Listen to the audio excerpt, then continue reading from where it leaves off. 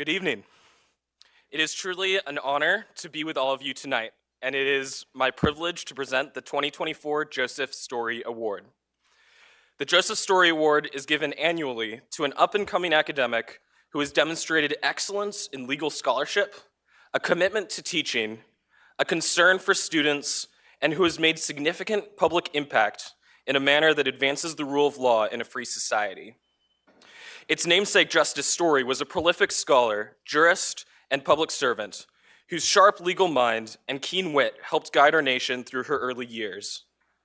I can hardly think of a scholar today who better emulates Justice Story's remarkable career, including by joining the Legal Academy after a distinguished career in public service, than this year's Story Award recipient, Professor Aditya Bamzai.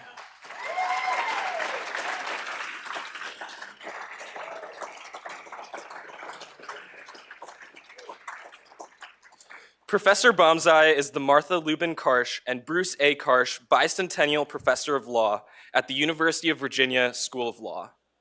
And although he spent his teaching career at Virginia, Professor Bamzai, almost more importantly, is also a graduate of my soon-to-be alma mater, the University of Chicago, the law school.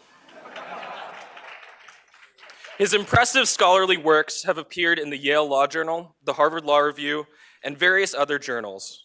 His best-known scholarly contribution is his work on administrative law. Professor Bamzai's most cited article, The Origins of Judicial Deference to Executive Interpretation, is a perfect example of how quality originalist scholarship can shed light on a difficult area of the law. Combining a deep study of theory and practice from the founding and a careful analysis of historical canons of construction, the article provides a necessary response to the dubious deference history woven by Chevron. The article has already been referenced in many federal court opinions, including a handful of dissents and concurrences in the Supreme Court. Perhaps it will be referenced in a majority opinion in the near future. Professor Bamzai is not only a leading scholar, but also a tireless public servant. Before coming to UVA, he served as counsel for the Department of Justice's National Security Division and an attorney advisor in the Office of Legal Counsel. And from 2019 to 2021, he added to his duties as a law professor by serving as a member of the Privacy and Civil Liberties Oversight Board. Finally, Professor Bamzai is a dedicated teacher and mentor to his students. At Virginia Law, he serves as co-chair of the school's clerkships committee, but his mentorship does not stop there. His students describe him as a tireless advocate and the biggest supporter of the Federalist Society chapter at UVA. Professor Bamzai's selfless devotion to his students is a laudable example that all should strive to emulate. I am now honored to present the 2024 Joseph Story Award to Professor Aditya Bamzai.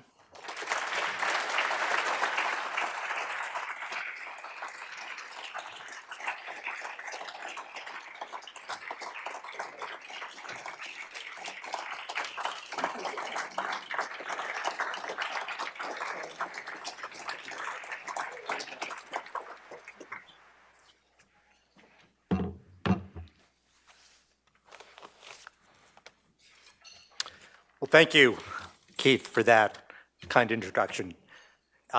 It's truly an honor to receive this year's Joseph Story Award and to follow in the footsteps of the many great prior recipients of the award and its predecessor, including two of my colleagues at the University of Virginia School of Law and several of the attendees at tonight's dinner. Sincere thanks to the Federalist Society and this year's selection committee for including me in such company. The award is named after Joseph Story, who was both a justice of the Supreme Court and a member of the faculty of our host institution, the Harvard Law School. He was appointed to the first in 1812 and to the second in 1829 and somehow managed to hold down both roles for more than a decade. He did all that while writing a series of genre-defining works, including the Commentaries on the Constitution, the Commentaries on Conflicts of Law, and the Commentaries on Equity Jurisprudence, each one of which is well worth reading today. He was a teacher, first and foremost, who apparently told a junior colleague in 1820 that to advance his studies, the colleague should read all the public laws of the United States through once. Personally, I don't think that's sound advice that I would give you about the US Code today. He was also a historian of sorts, who believed inquiry into the past was indispensable to the craft of judging, and who was described by Chief Justice Marshall as someone who could give us the cases from the 12 tables of the Roman Republic down to the latest reports. Story is widely regarded as one of the great jurists of the early Republic, and it's tempting to imagine that his immense influence was foreordained. But he was born in 1779 and was too young to experience the American Revolution or to participate in the writing of the Constitution. He was part of the second generation of American lawyers who might well have looked back on the deeds of the generation before them and worried that they had missed the crucial epoch-making moments of history. How could they think they would amount to much when compared to their predecessors? Like his contemporaries, Story could claim only to be an inheritor of a set of values and a great legal tradition, which he was called to apply to new and sometimes unforeseen challenges that arose during his era. And at the end of his life, Story worried that the nation would descend into sectional conflict over slavery and over other matters that he had tried so hard to avoid, which it of course did a few decades after his death. In our own time, we are the inheritors of the same great legal tradition, and many of us, perhaps, suffer from the very same anxieties that might have plagued the Joseph Stories of the early 19th century. Maybe thoughts that we missed a golden age of epoch-making moments now long gone, or maybe thoughts that we are careening toward quarrels of a sectional nature. But the fact of the matter is that every one of our predecessors faced comparable anxieties. The legal tradition we've inherited was created by actors who would have had similar concerns about their connection to the past and to the future. More fundamentally, we share with Joseph Story and many of our predecessors a set of commitments to individual liberty and the preservation of tradition, both rightly understood and to the rule of law in an ordered society. That's not to say that Joseph Story got every single decision he made right. Far from it. The connection runs deeper than individual cases. The rule of law ultimately depends on an understanding that like cases must be treated alike, and that for such cases to be treated comparably, there must be a distinction drawn and enforced between what the law is and what it should be. That distinction in that approach to law, which was difficult to pinpoint in Justice Story's time, remains difficult to discern in our own era. And to be sure, that does not mean that everyone within this room would arrive at the same conclusion on any given disputed question of law. Differences exist, and when they do, they should be explored with analytical rigor and fairness. But a commitment to this distinction is what sets apart a judicial system with a commitment to the rule of law from a system without such a commitment. The distinction between what the law is and what it should be is also written into the mission statement of the Federalist Society. It's why I'm honored to receive today's award. Thanks again for all those who made it possible, and thanks to all of you for listening to my remarks.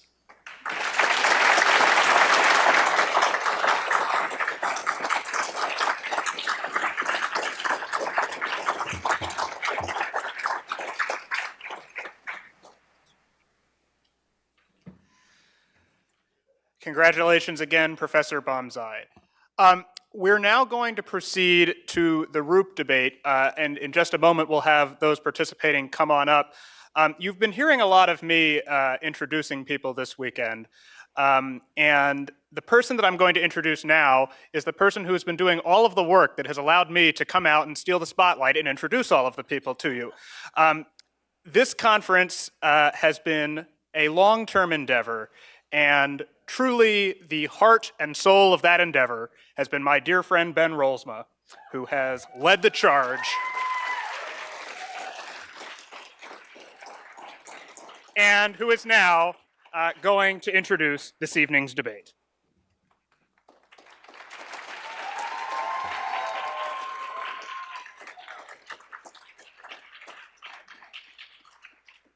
Hi, I'm the other Ben. I know I've met almost all of you, I hope, by email, and it's really good to meet all of you in person right now. This has been a really fun weekend, and I'm really grateful to all of you for coming. First, again, a really hearty congratulations to Professor Bamzai for a very well-deserved Story Award. I had a brief, intellectually ambitious moment last year when I perused his recent piece, Debs and the Federal Equity Jurisdiction, which he wrote with Professor Sam Bray. I don't understand either Debs or the federal equity jurisdiction, but it did convince me that Professor Bamzai is a brilliant scholar. So again, congratulations. And now, the Arthur Group debate. The topic is, dare I say, a bitey one. Resolved.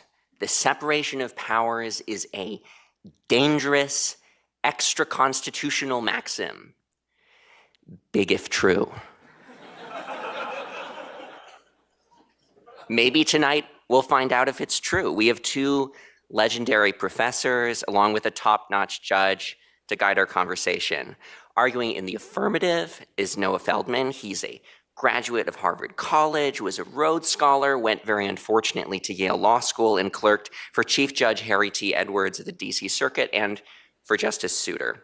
He's the Felix Frankfurter Professor of Law here at Harvard Law School. He's written way too many books and law review articles for me to even begin to describe them. His most recent book, released just days ago, is To Be a Jew Today, A New Guide to God, Israel, and the Jewish People.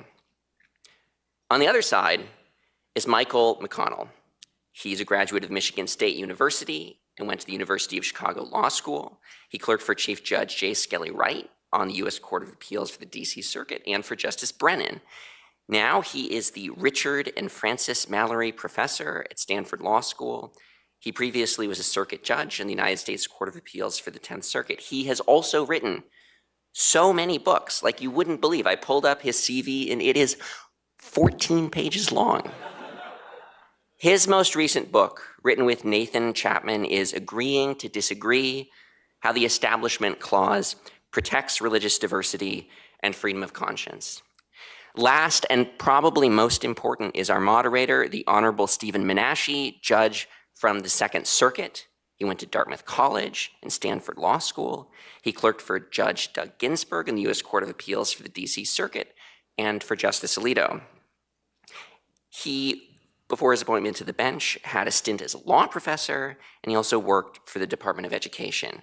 His most recent publication, based on a Westlaw search from this afternoon, is United States versus Benjamin, coming soon to the Federal Reporter 4th Series. And now I'll turn it over to Judge Menashe and our debaters.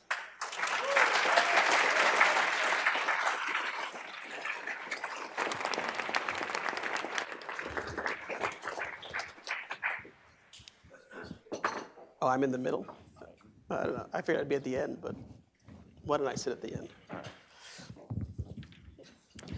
Well, thank you very much, Ben. I'm happy to be here. Before we start the debate, I think, Michael, you wanted to make a statement. Yeah. First, maybe it'd be good for me to turn on my... Yes, I just wanted to add a personal note of congratulations to my old friend, Aditya Bamzai. We worked together on, and really one of the most professionally rewarding things that I ever did, which is a brace of cases in the Supreme Court affectionately known as the Raisin cases.